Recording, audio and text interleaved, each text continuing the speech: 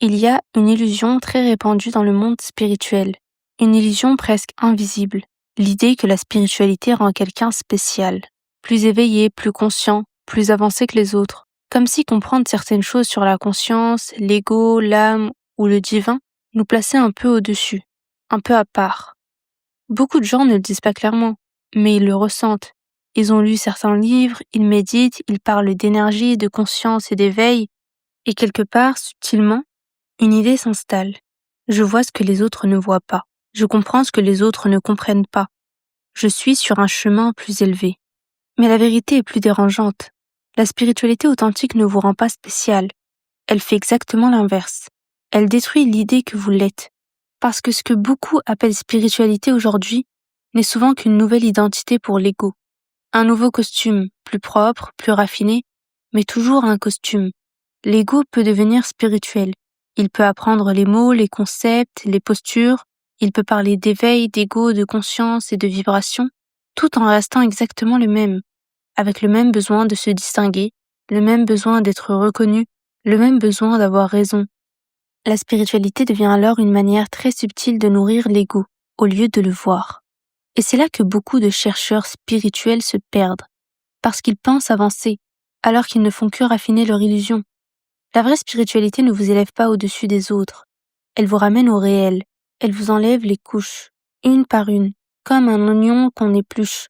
Et à chaque couche qui tombe, une chose devient de plus en plus évidente. Il n'y avait jamais rien de spécial à défendre. Seulement, beaucoup d'illusions à voir. Et c'est exactement ce dont on va parler dans cette vidéo. Pourquoi la spiritualité ne vous rend pas spécial? Et pourquoi comprendre cela peut être l'un des tournants les plus importants sur un chemin intérieur? Il y a un premier piège dans lequel beaucoup de spirituels tombent. Un piège très discret. La spiritualité devient une identité. On ne se rend pas compte immédiatement. Au début, la démarche est sincère. On cherche à comprendre, on traverse une période difficile, une perte de sens, une souffrance, une impression que quelque chose ne va pas dans la manière dont on vit. Alors on commence à chercher. On lit, on écoute des conférences, on découvre des traditions spirituelles, et certaines choses résonnent profondément. Des mots qu'on n'avait jamais entendus avant, conscience, présence, ego, illusion, éveil. Et pour la première fois, on a l'impression que quelqu'un met des mots sur ce qu'on ressent depuis longtemps. Alors on continue à explorer, et c'est normal. Mais petit à petit, quelque chose d'autre commence à se former. Une image de soi. Je suis quelqu'un de spirituel. Et ce n'est pas toujours dit clairement, mais l'idée s'installe. On commence à se définir par ça, on devient la personne spirituelle dans un groupe d'amis, dans une famille ou dans un cercle social.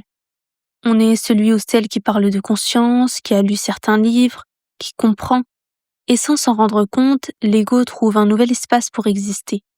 Avant, il se définissait peut-être par l'intelligence, la réussite ou alors l'image sociale. Maintenant, il se définit par la spiritualité. Mais la mécanique est exactement la même.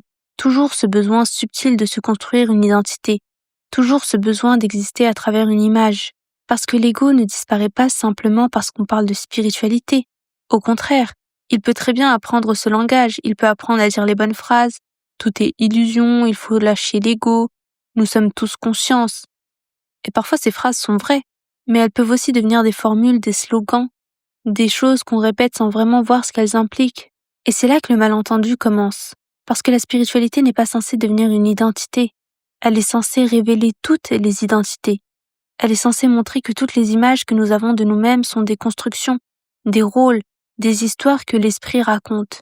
La personne forte, la personne blessée, intelligente et spirituelle. Ce sont des formes différentes, mais la structure reste la même. Une identité à défendre, une image à maintenir, une histoire à protéger. Et tant que la spiritualité devient une nouvelle image de soi, elle reste prisonnière du même mécanisme.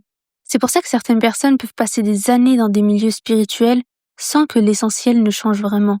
Le vocabulaire change, les références aussi, mais l'ego est toujours là, simplement plus sophistiqué, plus subtil, parfois même plus difficile à voir, parce qu'il se cache derrière des mots très nobles. Conscience, éveil, amour universel. Mais derrière ces mots, il peut encore y avoir le besoin d'être quelqu'un, d'être reconnu, d'être vu comme quelqu'un d'éveillé. Et c'est exactement pour cette raison que la spiritualité authentique ne flatte jamais l'ego. Elle le met à nu. Elle montre que même la quête spirituelle peut devenir une manière de se fuir. Et quand on commence à voir cela, une chose devient très claire. Le problème n'est pas l'ego. Le problème, c'est ce que l'on en fait. Parce que l'ego peut aussi très bien devenir spirituel. Une fois que la spiritualité devient une identité, un autre phénomène apparaît. L'ego spirituel. C'est une forme d'ego beaucoup plus difficile à voir, parce qu'elle ne ressemble plus à l'ego classique. Elle est plus calme, plus raffinée, parfois même très humble en apparence. Mais le mécanisme intérieur reste le même. Toujours cette idée subtile, je comprends quelque chose que les autres ne comprennent pas. Ce n'est pas toujours dit à voix haute, mais c'est souvent ressenti intérieurement. On commence à regarder le monde différemment. On observe les gens, on se dit qu'ils sont dans l'ego, qu'ils sont endormis, inconscients. Et sans s'en rendre compte, on crée une séparation. Il y a ceux qui voient et ceux qui ne voient pas, ceux qui sont éveillés et ceux qui dorment encore. C'est très subtil, parce que la spiritualité parle justement d'unité, mais dans la pratique, elle peut parfois créer une nouvelle forme de supériorité. Pas une supériorité sociale, ni intellectuelle, mais une supériorité spirituelle. Et c'est l'une des illusions les plus dangereuses, parce qu'elle est difficile à remettre en question. Si quelqu'un critique votre réussite sociale, vous pouvez l'entendre. Si quelqu'un critique votre opinion, vous pouvez en discuter. Mais quand quelqu'un remet en question votre soi-disant éveil, l'ego se défend immédiatement, il se sent attaqué. Et souvent la réponse est très prévisible. Cette personne n'a pas compris, elle n'est pas assez consciente, elle me parle depuis l'ego. Et en disant cela, on protège simplement une image, l'image de quelqu'un qui a compris, quelqu'un qui a avancé, qui est éveillé. Mais la spiritualité authentique fait exactement l'inverse. Elle rend cette posture impossible parce qu'elle montre quelque chose de très simple. Si vous pensez être au-dessus des autres, vous êtes encore dans l'ego. Peu importe le vocabulaire utilisé, peu importe les expériences vécues, peu importe les connaissances accumulées, l'ego peut se cacher partout, même dans la quête de vérité, dans la méditation ou dans les soi-disant discours sur l'éveil. Et c'est pour ça que certaines traditions spirituelles insistent sur quelque chose de très important. La lucidité. Pas la sensation, pas les expériences, mais la lucidité. Voir clairement les mécanismes intérieurs, voir comment l'ego se construit constamment, voir comment il récupère tout, même la spiritualité. Parce que l'ego ne disparaît pas simplement parce qu'on lit des livres spirituels. Il ne disparaît pas parce qu'on médite. Il ne disparaît pas parce qu'on parle de conscience. Il peut très bien s'adapter, changer de forme et de langage, mais rester exactement au centre. Et c'est pour ça que la spiritualité authentique demande beaucoup d'honnêteté intérieure, beaucoup plus que ce que l'on imagine. Parce qu'à un moment, il faut être capable de voir que même sa quête spirituelle peut être récupérée par l'ego. Et quand on commence à voir cela, une autre illusion tombe. L'idée que la spiritualité consiste à accumuler des expériences. Il y a une autre illusion qui est très répandue dans la spiritualité. C'est la recherche d'expériences. Des expériences intenses, profondes, qui donnent l'impression de toucher quelque chose de plus grand. Beaucoup de gens entrent dans la spiritualité par là. Une méditation très forte, une sensation d'unité, un moment de paix très profond, parfois même des expériences mystiques. Certaines personnes vivent des états de conscience modifiés, des méditations très profondes, des rêves lucides, des perceptions inhabituelles. Et pour ceux qui les vivent, ces expériences peuvent être extrêmement bouleversantes. Elles peuvent remettre en question la manière dont on se percevait. Elles peuvent donner l'intuition que la conscience ne se limite peut-être pas simplement au corps. Et il ne s'agit pas ici de nier cela. Une expérience vécue reste une expérience vécue. Elle peut parfois ouvrir des questions beaucoup plus profondes que n'importe quel livre ou n'importe quel discours. Mais le problème n'apparaît pas dans l'expérience elle-même. Elle apparaît dans ce qui se passe ensuite. Quand l'expérience devient quelque chose que l'on veut reproduire, quand elle devient une preuve que l'on avance, une preuve que l'on comprend, à partir de là, la spiritualité peut devenir une poursuite, une quête d'état, de sensations. Mais il faut comprendre quelque chose. Une expérience reste une expérience. Elle apparaît puis elle disparaît. Même les expériences spirituelles. Et c'est là que beaucoup de chercheurs se perdent, parce qu'ils commencent à croire que ces expériences sont le but, qu'elles prouvent un niveau, qu'elles signifient que l'on est plus avancé. Et encore une fois, l'ego peut récupérer cela. J'ai vécu quelque chose que les autres n'ont pas vécu, et l'expérience devient alors une nouvelle identité, une nouvelle histoire. Mais la spiritualité authentique ne consiste pas à accumuler les expériences, elle consiste à voir clairement les mécanismes de l'esprit, voir comment l'ego récupère même les expériences les plus profondes. Et quand cette lucidité commence à apparaître, une chose devient évidente. La spiritualité n'est pas là pour vous rendre spécial. Elle est là pour détruire les illusions qui vous faisaient croire que vous l'étiez. Il y a un moment très particulier dans un chemin spirituel. Un moment dont on parle très peu, parce qu'il est inconfortable. Au début, la spiritualité donne souvent l'impression d'ouvrir quelque chose. On découvre de nouvelles idées, on comprend certains mécanismes de l'ego, on voit certaines illusions du monde, et cela peut donner un sentiment d'expansion, comme si quelque chose s'élargissait à l'intérieur. Mais à un moment, le mouvement change. La spiritualité ne commence plus à ajouter des choses, elle commence à en enlever. Elle commence à remettre en question l'image que l'on a de soi, l'image de la personne que l'on pensait être. Et c'est là que le chemin devient beaucoup plus exigeant. Parce que l'esprit aime construire des identités. Depuis l'enfance, nous construisons une image de nous-mêmes, une histoire, un personnage, la personne forte, intelligente, blessée, incomprise, puis spirituelle. Toutes ces images donnent une forme à notre identité. Elles nous donnent l'impression de savoir qui nous sommes. Mais la spiritualité authentique commence à fissurer ces images. Elle montre que ces identités sont en grande partie des constructions, des rôles, des histoires répétées par l'esprit. Et cela peut être déstabilisant. Parce que si ces images tombent, une question apparaît. Mais qui suis-je sans ces histoires? Qui suis-je sans ces identités? Sans l'image que j'ai construite pendant des années? Et c'est souvent à ce moment-là que certaines personnes s'éloignent de la spiritualité. Parce que tant qu'elle apporte des réponses, elle est confortable. Mais quand elle commence à retirer les certitudes, elle devient beaucoup plus exigeante. Elle demande de regarder directement certaines choses, les peurs, les attachements, les illusions que l'on entretient sur soi-même. Et ce processus n'a rien de spectaculaire.